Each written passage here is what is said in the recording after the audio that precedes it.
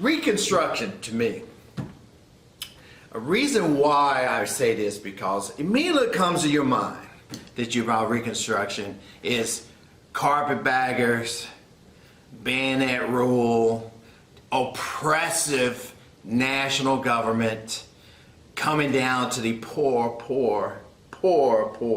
innocent victims of the South, kind of, conning them, taking advantage of them, taking over, and look what happened, a complete and utter failure.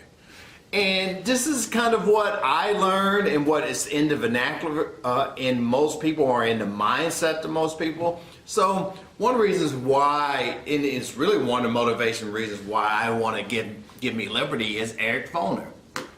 Eric Foner, along with James McPherson, W.B. Du Bois, John Hope Franklin, all these guys really, was taking another look at Reconstruction, especially Eric Foner. And I was wondering, I was like, wow, man, everybody has this kind of Reconstruction in mind about carpetbaggers. And I was reading his book, this, brief kind of, it said like his brief kind of history of Reconstruction. And his take was totally different from what I've known of. Saying things like, wait a second, carpetbaggers, are, and everybody says Birth of a Nation is the worst, where people get Reconstruction kind of, their ideas of Reconstruction. I think it's more Gone with the Wind. Gone with the Wind is more of your, probably where you get your parents or grandparents' ideas, even if they didn't see the movie. It's like knowing about the Kardashians, even though you have not ever seen their show. So kind of in your mind, oh, the carpetbaggers came down here and conned these innocent white Southerners, of their money. Now, did some people come down south, especially after it's been war-torn, to open up a business or to get people to invest in something like buying the Hudson River or the Statue of Liberty? I'm sure. But this picture that they just a train full of Northerners coming down here to do ill will, it's really a very, I told you this lost cause notion that the Southerners were like, again, taking advantage of during Reconstruction by this. And it's really insulted Southerners that they're that dumb and naive and ignorant that anybody could sell them some fool's gold and they would just lose their money. Even in 2017, AP had a cartoon of a carpetbagger, taking advantage of the innocent South here, the point of view of the cartoon, and that, the military was all around forcing the Southerners, innocent white Southerners, of what to do. So, and they're trying to take care of things. They've been devastated by the South, but it's just really this imposition by this harsh federal government. So I was like, Foner really, and then he said something too, I was reading radical Republicans. It's funny, yeah, maybe radical for the time, because radical about equality for, freed men and African Americans and former slaves, radical about having them to have their voting rights. That's not a very radical notion, I hope, in 2020. So really, that's kind of really somewhat unfair labeling that you would think by today, you think they're just trying to, do what Lincoln eventually kind of saw, that every man should be, and woman really, for, pursuit of happiness, life, liberty, in a pursuit of happiness and the protection of your inalienable rights. So that's what it should have been. Now, give me a couple more minutes here, because this is this Juby Early, this kind of William Dunning kind of school of thought that the South, they're noble, it's states' rights, why they fought in the Civil War. If you read any convention that seceded or Alexander Stephens' inaugural address, they don't mention anything about tariffs. They don't mention anything about the northern bankers and their financial, elite. they're talking about their way of life preserving slavery. Civil War is about slavery. That's a fundamental cause of that. But they want to present themselves as these kind of noble individuals who only lost because, it was just fated towards them to lose, and plus the Northerners have all the advantages. I don't know why they would kind of secede and start gathering up arms to rebel if they knew they were going to lose. Again, that's kind of insulting in a way. But that's part of that lost cause narrative. And you see this in Reconstruction that, hey, and even really they said, look, most people did not own slaves. About a third of them did in some type of way.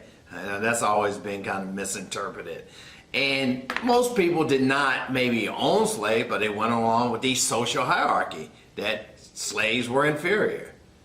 And and again, you said, every master, every person who owned slaves did not use the whip and lash. This is true. This is definitely true. But probably out of about 3.9 million, 4 million slaves, probably about 1 million families were split up, children sold down the river to the lower South or sold elsewhere.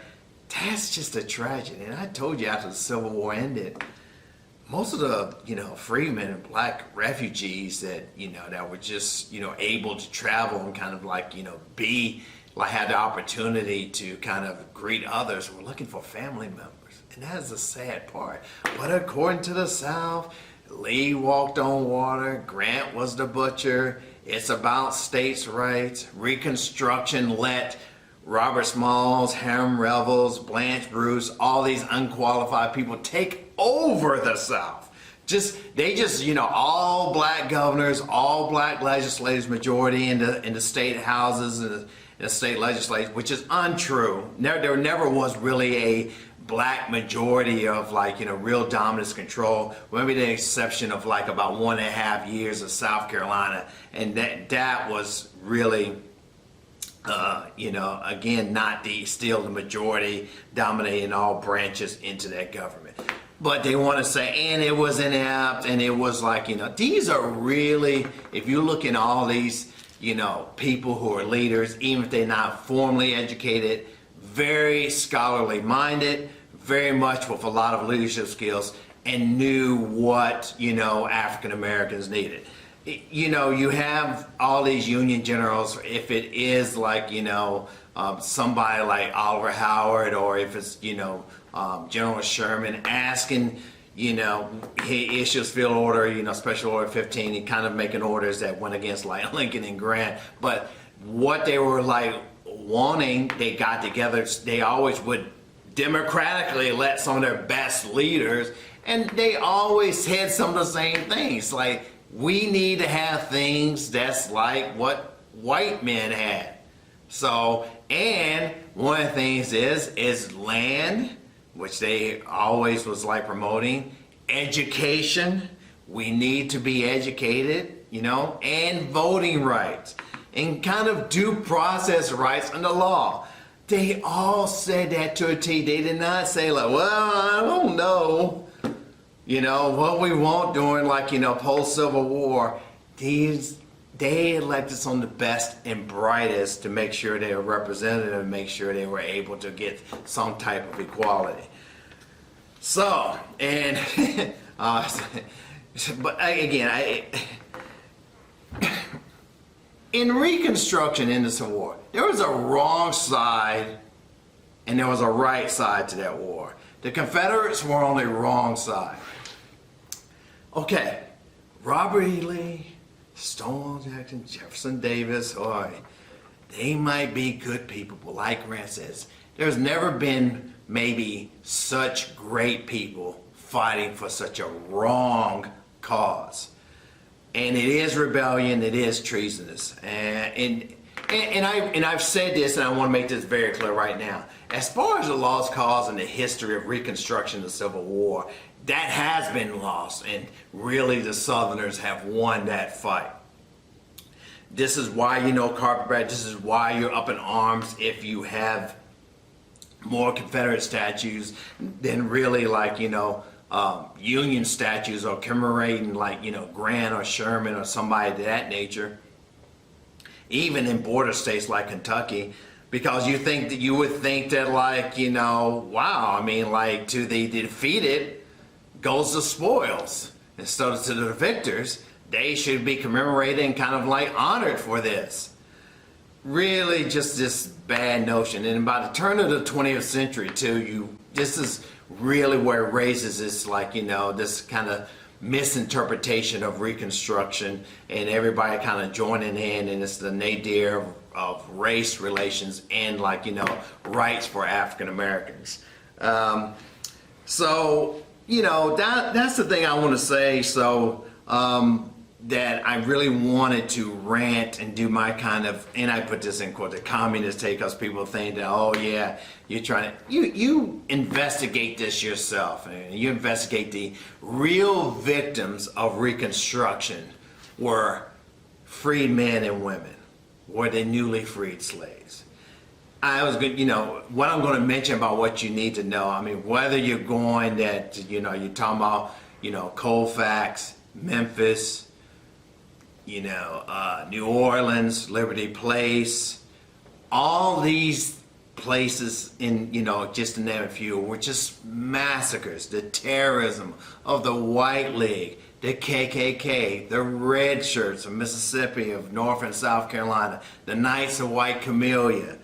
All these things were persecuting African Americans, intimidating them, and really they're passing laws to kind of make them unequal as the federal government is trying to enforce them. And these troops that are like all the whites, the bayonets are kind of like held upon them. You went down from about 1 million to about 30,000. Most of them were on the coast, especially like in South Carolina, like in the Outer Banks.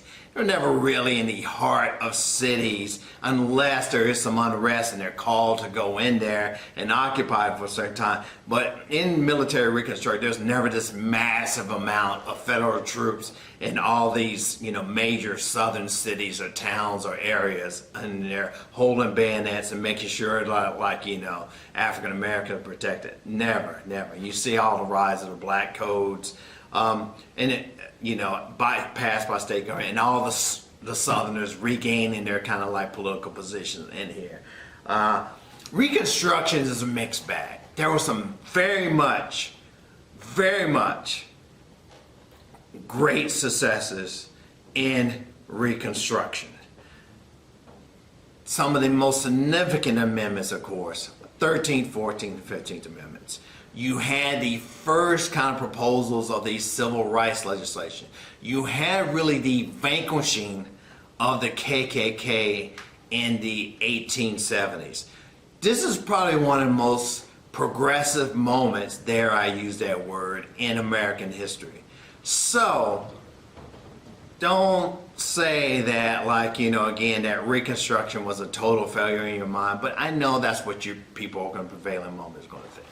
Anyway, I probably, again, this is probably for the few of you just hearing me rant and go on my communist take about how we view Reconstruction. Let's move on to part 2 about what you need to know. And sorry for editorializing, but it's just something that had to come out about this time period. Okay, young men, young ladies, back to getting back to what you need to know. This is period 5.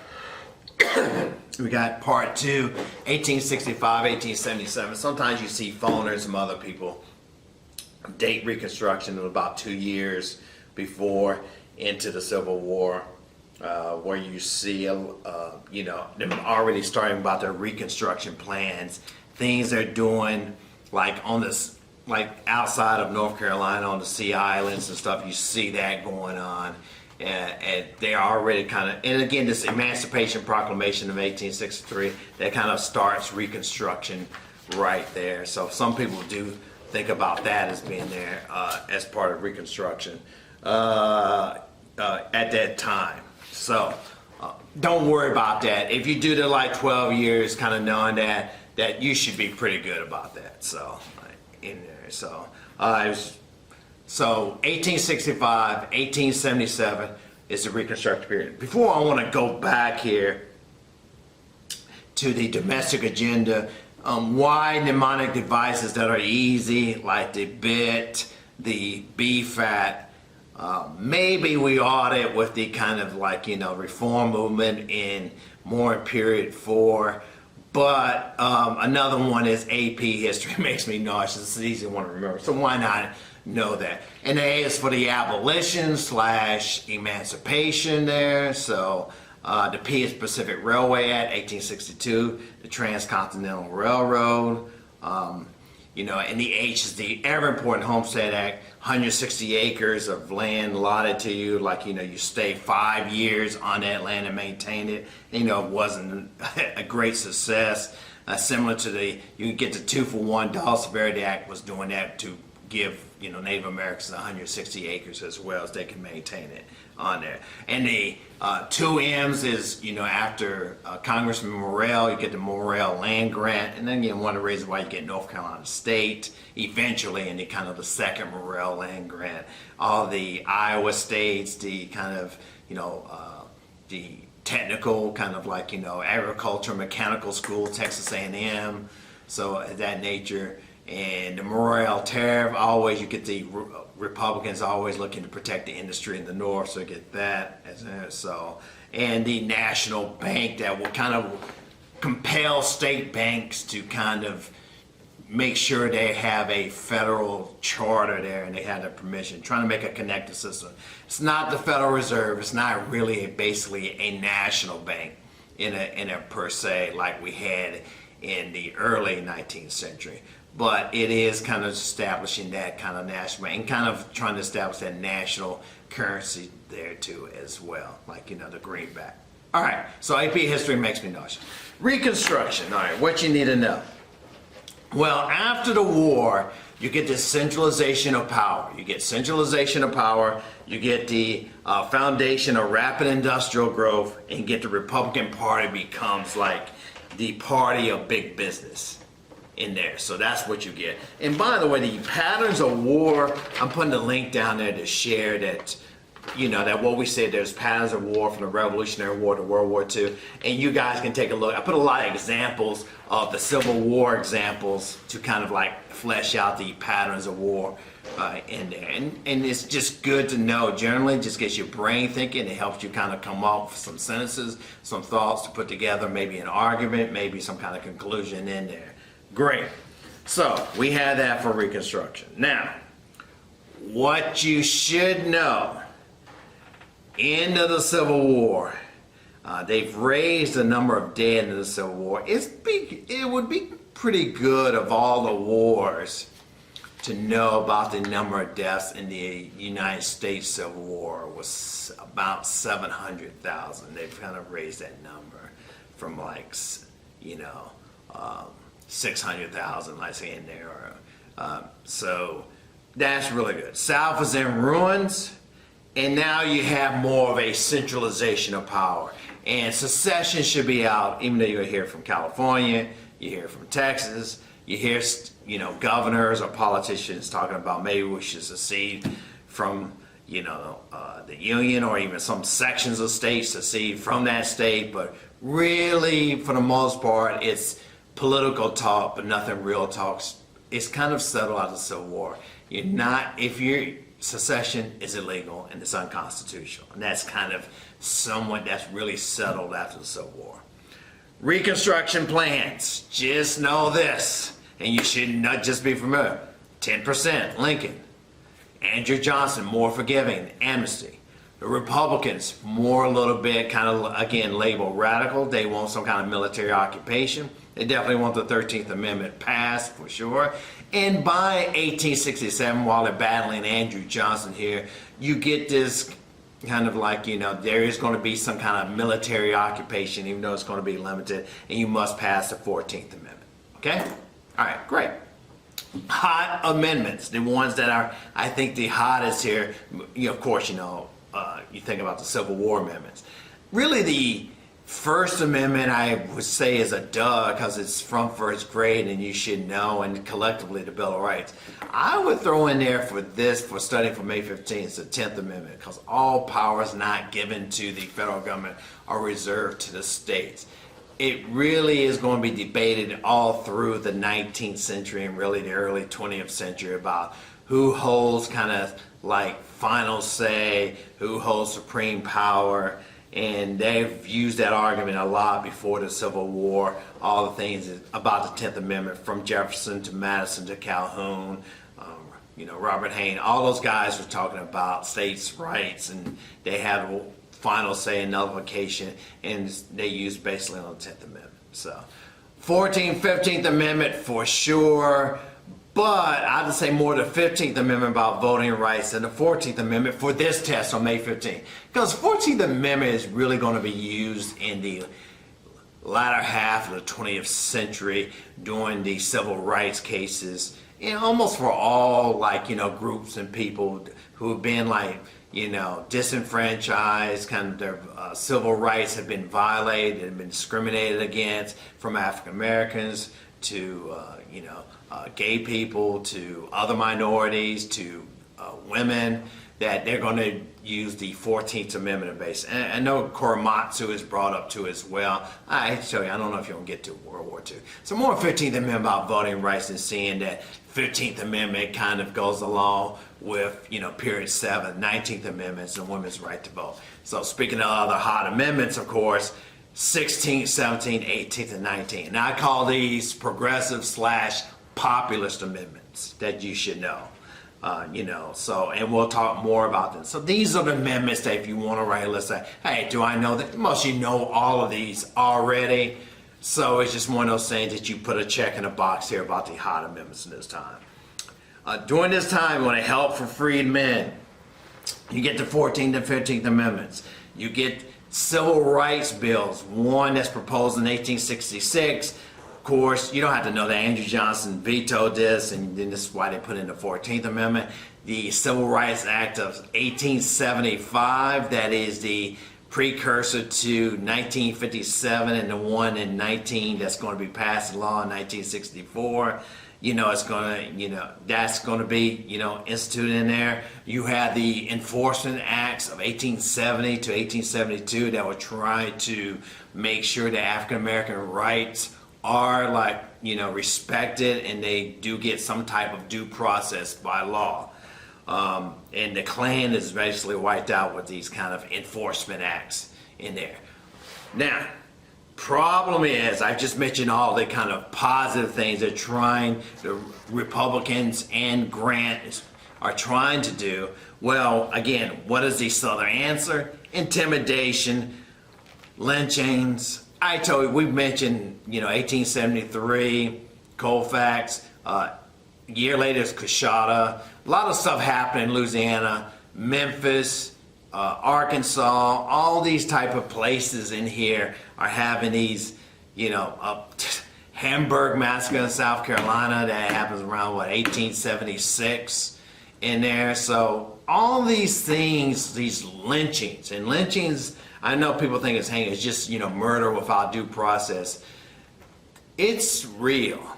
It is really real. The kind of paramilitary groups of I've told you, the White League, the Knights of White Camellia, the Red Shirts, all these groups are really terrorizing African Americans are fighting back, without a doubt. And I told you, a lot of times they're trying to take away their defenses by banning their ownership of guns, sneak attack them, shooting some of their leaders in the back, making deals with them and then kind of cheating on those deals like Colfax, and murdering them by firing squad. So it is really, really a harsh time for African Americans, Reconstruction, and definitely post-Reconstruction. And I tell you, lots of titles and chapters and books about worse than slavery, because now their lives are not worth almost anything. They have no kind of value to some of these whites and people who want to stay in power, any type of values like that. So, North Carolina, the Wilmington coup d'etat in 1898, I know some people want to call it a riot, and I think and I told you, when people, you hear today riots, they think of the 1960s African American riots. They think of LA in the 1990s, but they do not think about all these really murderous rampages that was going on during Reconstruction and post-Reconstruction at this time. And that's what keeping a lot of people from voting.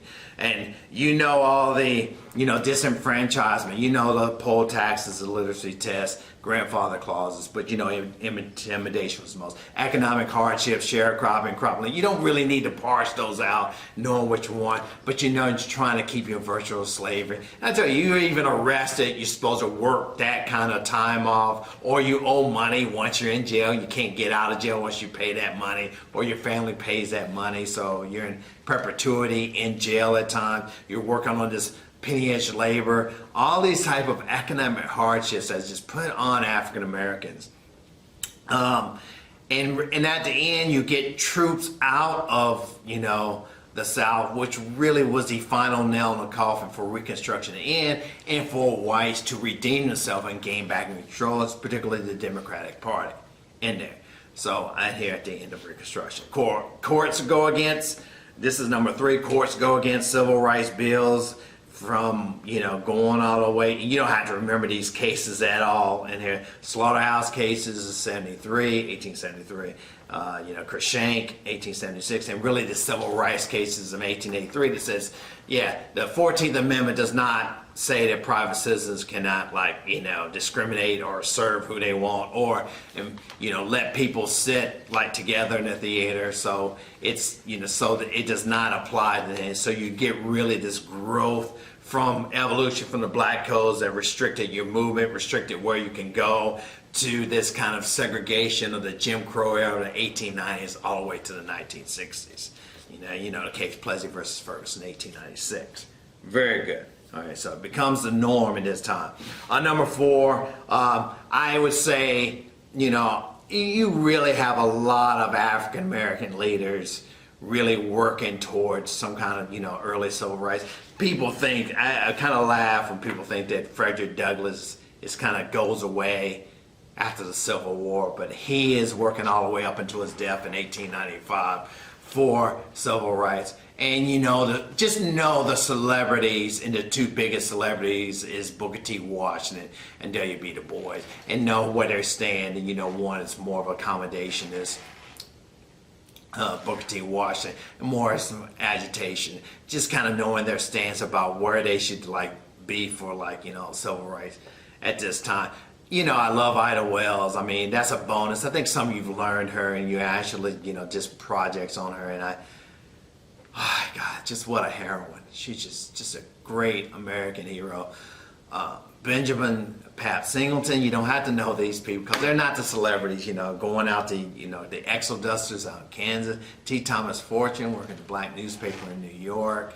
Just to name just a few, from Mary Church Terrell, people working on all these civil rights before Rosa Parks, before the 1950s, and Martin Luther King at this time.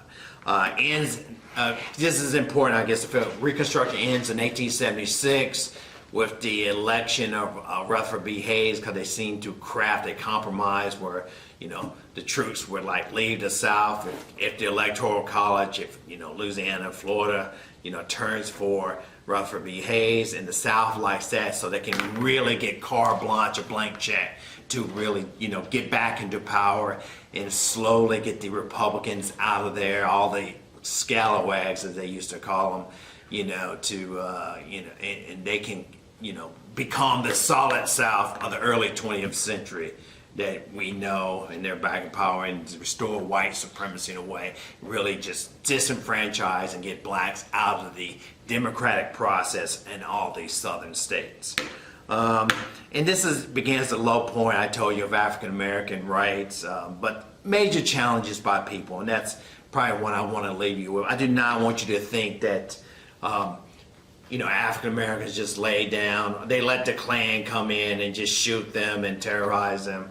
They're fighting back. It's very hard being down south, and you can't go to the sheriff, you can't go to the judge, you can't really, the federal government is not stepping in. You got to remember, by 1877, after the economic panic of 1873, and strike in 1877, which really calls back the troops, that people were worried about the economic hardships that's going on and really trying to rebuild the South, and maybe really motivated to protect African American rights during Reconstruction. Lessons of Reconstruction is that it should have lasted longer, and it should have been just putting more of an effort when you're trying to have a major war or be involved in something like Iraq and Afghanistan. It takes a major commitment afterwards if you really want to make things right, instead of just going in there and leaving, or going in there and doing some piecemeal things. I mean, Freedmen's Bureau has ended, and the ironic thing about it, and I've kind of went on a rant before, the ironic thing is a lot of poor whites are going to suffer too, because you really have the Northerners coming down, opening up schools, making public education mandatory, that you have to go there. That really creates a lot of opportunities. Industrializing, bringing in more business opportunities to the South, getting them, kind of making them the eventual factory making economy that the South will turn into in the early 20th century. It really was that kind of, with the intentions of Reconstruction, is not just help African American freedmen and women. Now, tomorrow we're going to do part 1 of Gilded Age. We gotta break it up in almost 3 parts, but they're going to kind of coincide, like the West, the industrialists, and then to really the populists, the cities. So it's going to take some time to kind of get into the Gilded. Now that is probably maybe a DBQ that you probably could have, definitely, that involves the Gilded Age and industrials. Why wouldn't it be? Because it involves such little subsets in there. So that could be, somebody could have a DBQ that involves that for sure. All right, I'm sorry for this being kind of a elongated kind of way here. So hopefully you got to this part, and hopefully you took down some what you need to know, and I'll make a video tomorrow. And I love doing this. I love studying history. I love this, and anything I can do to help you prepare for May 15th, anything I can do to help clarify some things, to help you learn more about history, I'm here for you.